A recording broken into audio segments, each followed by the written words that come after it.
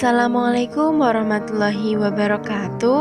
Kami dari kelompok 11 Ekonomi Syariah 5D IAIN Tulungagung pada mata kuliah Ekonomi Perpajakan yang beranggotakan Erma Lailatul Zahra NIM akhir 157, Tatak Subahi NIM akhir 170, dan Lailatul Qomayyarah NIM akhir 177. Kami akan menyajikan video pembahasan tentang pajak penghasilan pasal 22.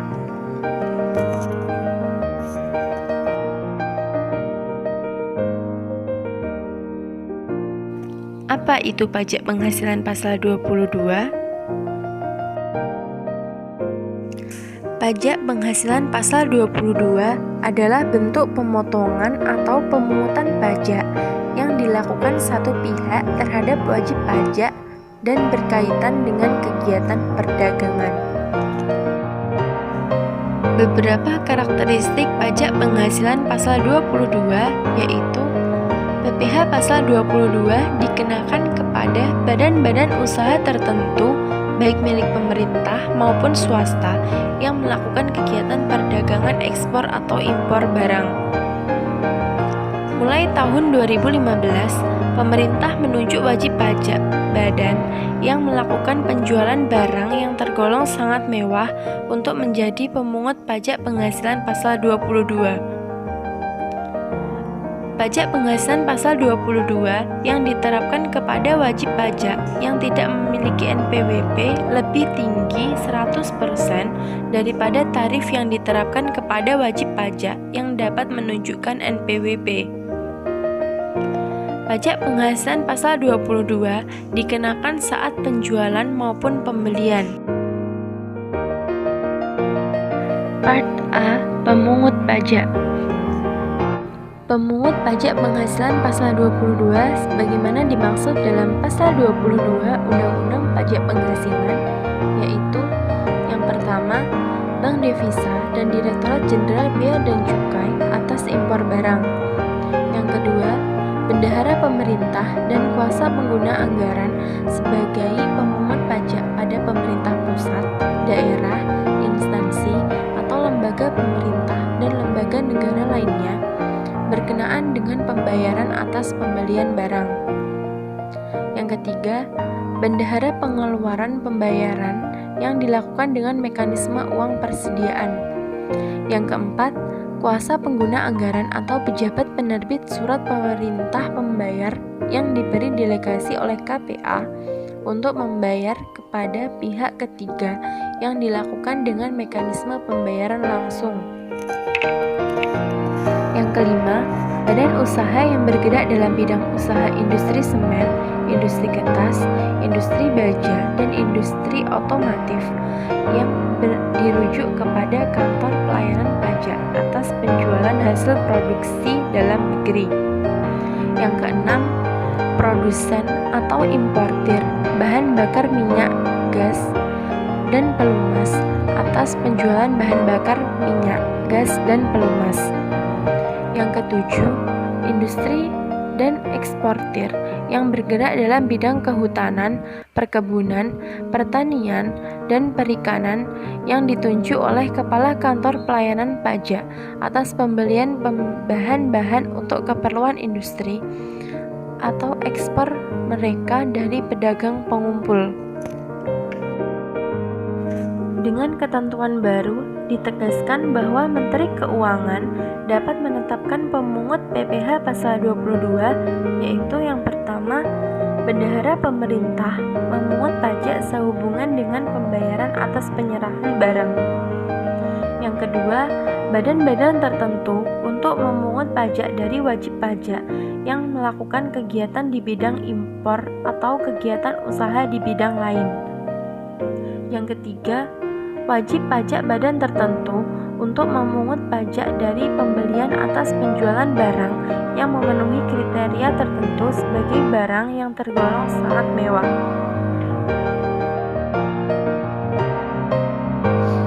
Dalam pelaksanaan ketentuan-ketentuan tersebut, Menteri Keuangan mempertimbangkan antara lain penunjukan pemungut pajak secara selektif demi pelaksanaan pemungutan pajak secara efektif dan efisien, tidak mengganggu kelancaran lalu lintas barang, serta prosedur pemungutan yang sederhana sehingga mudah dilaksanakan.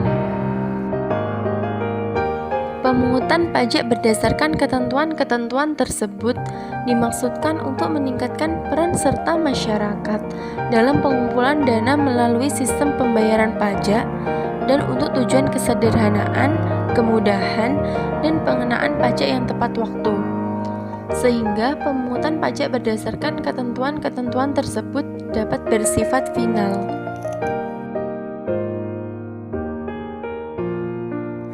Part B. Tarif pajak.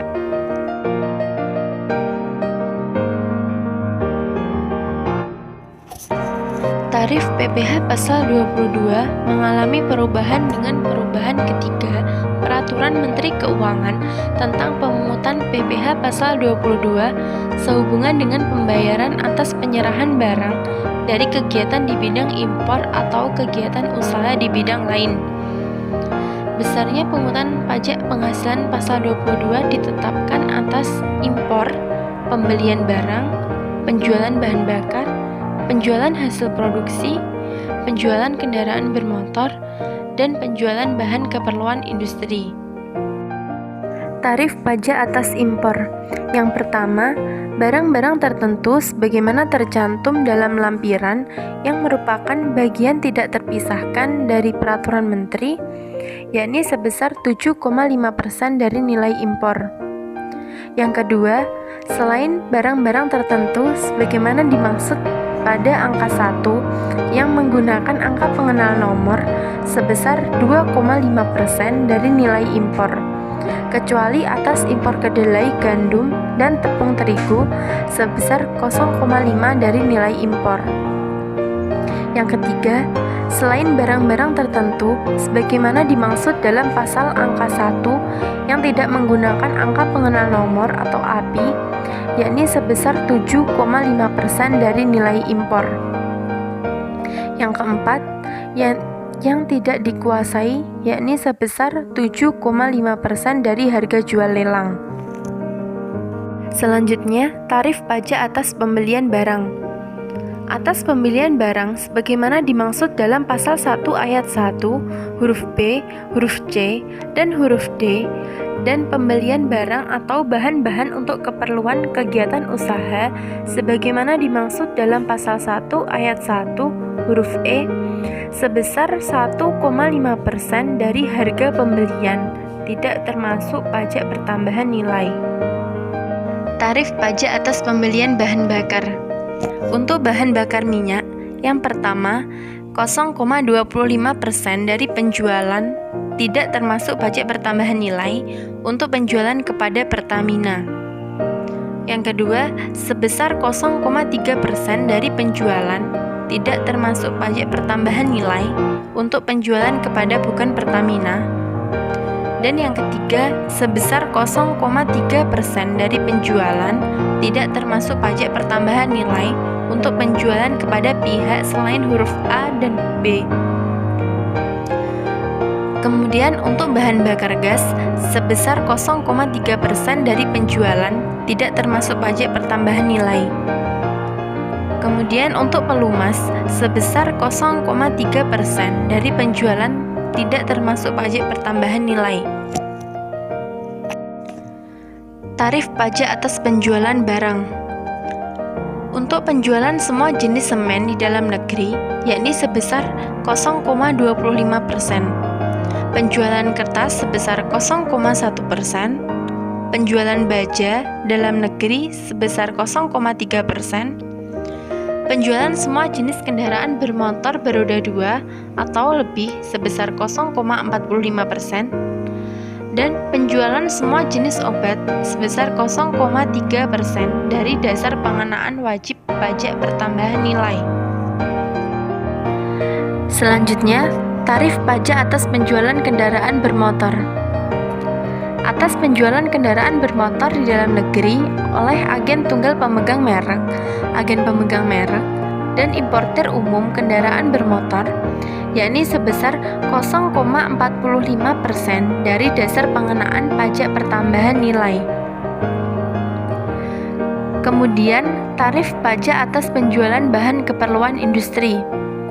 Atas penjualan bahan-bahan untuk keperluan industri atau ekspor oleh badan usaha industri atau eksportir yang bergerak dalam sektor kehutanan, perkebunan, pertanian, peternakan, dan perikanan, yaitu sebesar 0,25% dari harga pembelian tidak termasuk pajak pertambahan nilai. Dalam pemungutan pajak penghasilan pasal 22, pihak wajib pajak yang tidak memiliki NPWP ditetapkan tarif 100% lebih tinggi dibandingkan tarif yang diterapkan kepada wajib pajak yang memiliki NPWP.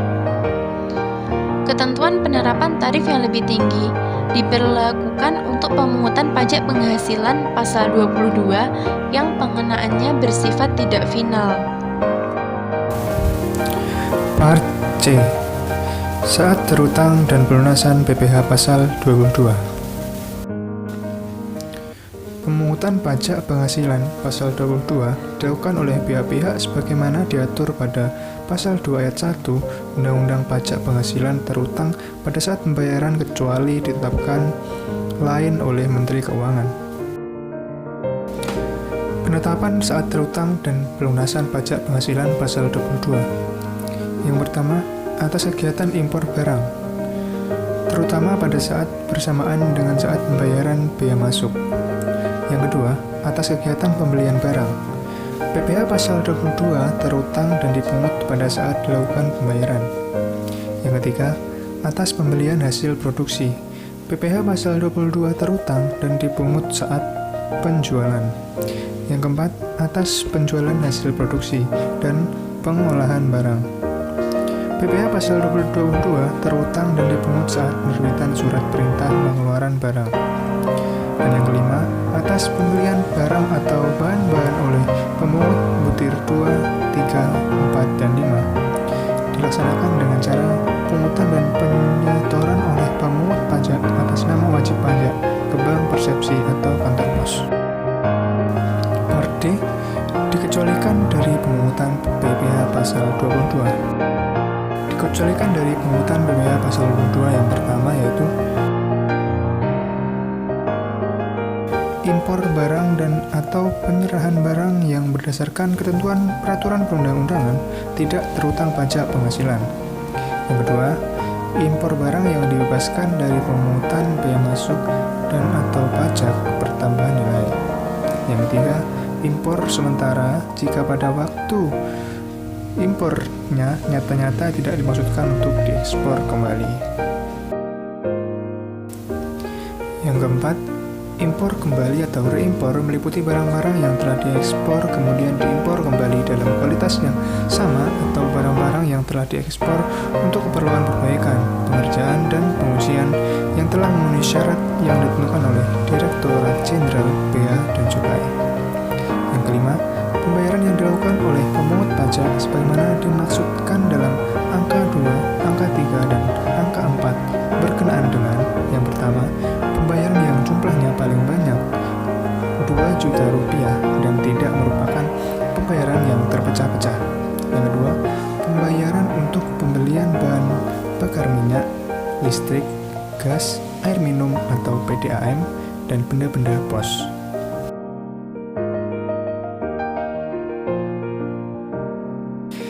Yang keenam, pembayaran untuk pembelian gabah atau beras oleh perusahaan umum badan perusahaan logistik atau bulog.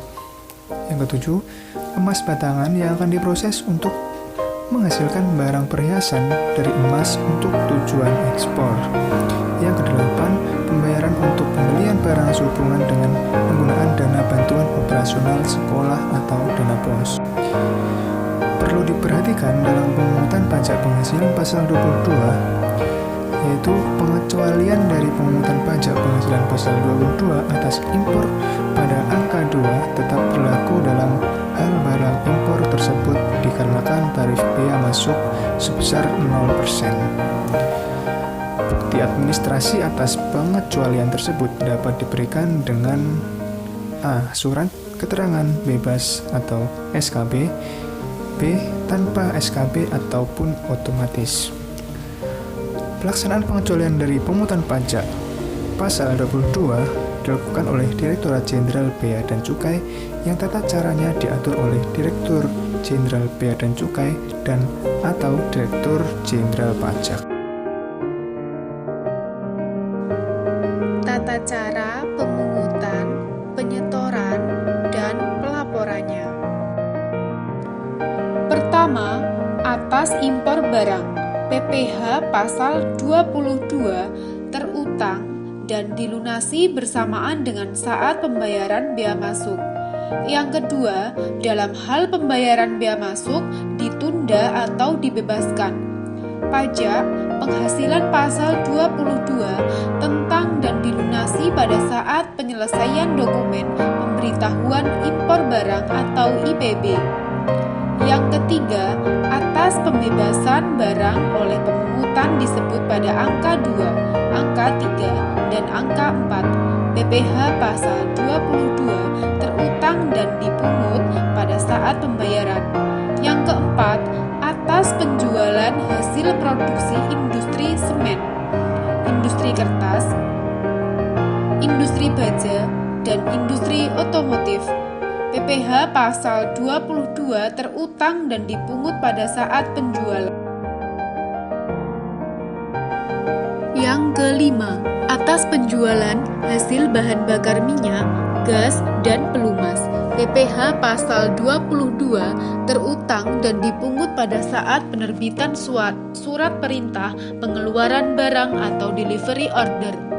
Yang keenam, atas pembelian bahan-bahan dari pedagang pengumpul. PPh pasal 22 terutang dan dipungut pada saat pembelian.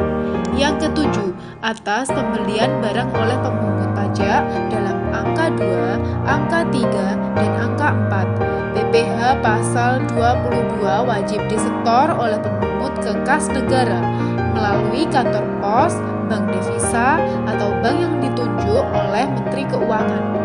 Dengan menggunakan surat setoran pajak yang telah diisi atas nama rekanan serta ditandatangani oleh pemungut pajak. Yang kedelapan, atas impor barang. PPh pasal 22 dilaksanakan dengan cara penyetoran oleh A. Importir yang bersangkutan atau B. Direktorat Jenderal Bea dan Cukai ke kas negara melalui kantor pos, bank devisa, atau bank yang ditunjuk oleh Menteri Keuangan. Atas penjualan bahan bakar dan penjualan hasil produksi wajib disetor oleh pemungut ke kas negara melalui kantor pos, bank devisa, atau bank yang ditunjuk oleh Menteri Keuangan dengan menggunakan surat setoran pajak. Yang ke-10, atas pembelian bahan-bahan untuk keperluan industri atau ekspor wajib disetor oleh pemungut ke kas negara melalui kantor pos, bank devisa, atau bank yang ditunjuk oleh Menteri Keuangan dengan menggunakan surat setoran pajak. Yang ke-11, PPh pasal 22 oleh importir, Direktorat Jenderal Bea dan Cukai, dan pemungut pajak sebagaimana dalam angka 2, angka 3, dan angka 4 disertakan menggunakan formulir surat setoran pajak yang berlaku sebagai bukti pemungut pajak. Yang ke-12, pemungut pajak sebagaimana dimaksud dalam angka 5, angka 6, dan angka 7 wajib menerbitkan bukti pemungutan PPh pasal 22 dalam rangkap 3, yaitu A. Lembar ke-1 untuk wajib pajak, B. Lembar kedua sebagai lampiran laporan bulanan, C. Lembar ketiga sebagai arsip.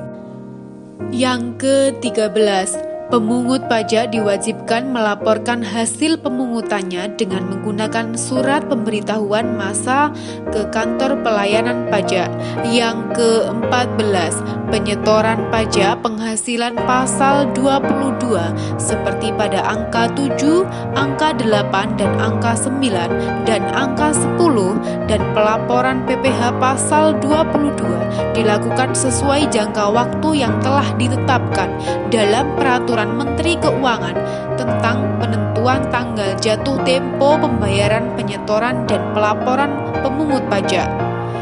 Yang ke-15, pemungutan pajak penghasilan pasal 22 atas impor barang, pembelian barang oleh pemungut pajak seperti pada angka 2, angka 3, dan angka 4. Penjualan hasil produksi industri semen, industri kertas, industri baja, dan industri otomotif, dan pembelian bahan-bahan untuk keperluan industri atau ekspor bersifat tidak rinal dan dapat diperhitungkan sebagai pembayaran pajak penghasilan dalam tahun berjalan bagi wajib pajak yang dipungut. Pemungutan pajak penghasilan pasal 22 atas penjualan bahan bakar minyak gas dan pelumas kepada A. Penyalur atau agen bersifat final, B. Selain penyalur atau agen bersifat tidak rinal.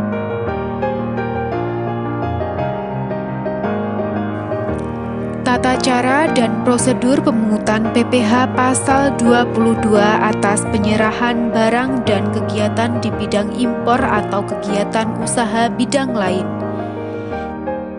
Yang pertama, badan usaha yang bergerak di bidang usaha industri, baja yang merupakan industri hulu, berstatus sebagai pemungut pajak penghasilan pasal 22.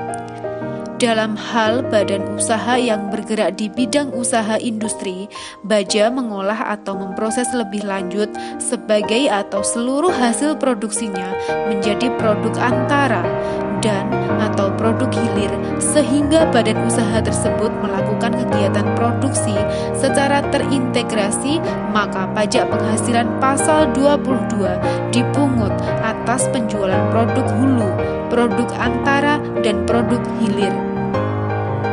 Yang kedua, penunjukan pemungutan PPh pasal 22 sebagaimana dimaksud angka 5 dilakukan kepada KPP yang wilayah kerjanya meliputi tempat kedudukan badan usaha yang melakukan penjualan hasil produksinya di dalam negeri dengan surat keputusan yang berlaku sejak tanggal ditetapkan.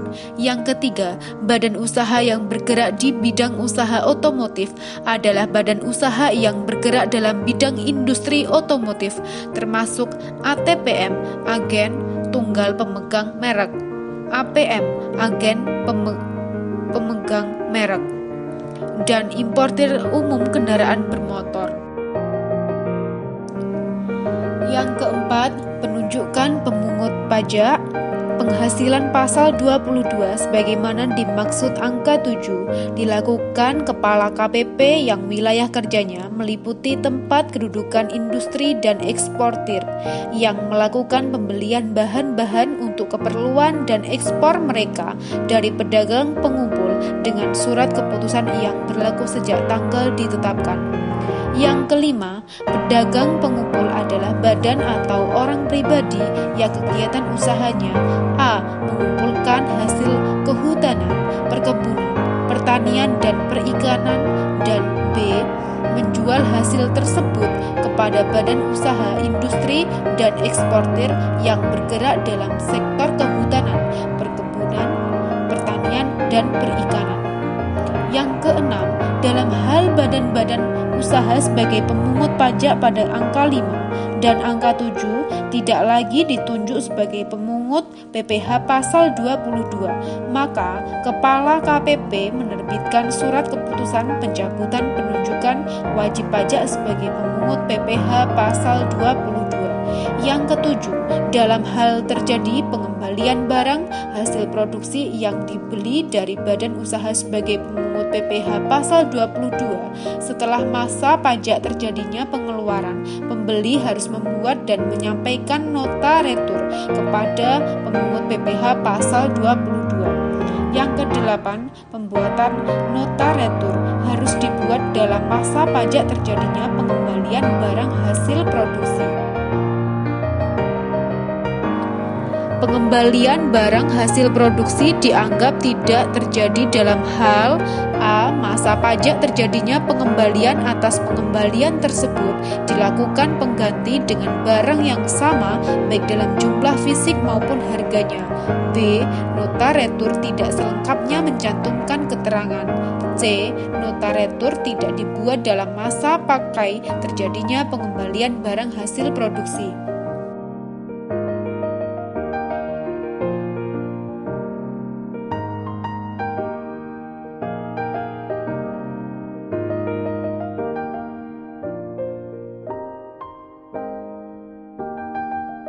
Sekian video pembahasan dari kelompok kami. Terima kasih. Wassalamualaikum warahmatullahi wabarakatuh.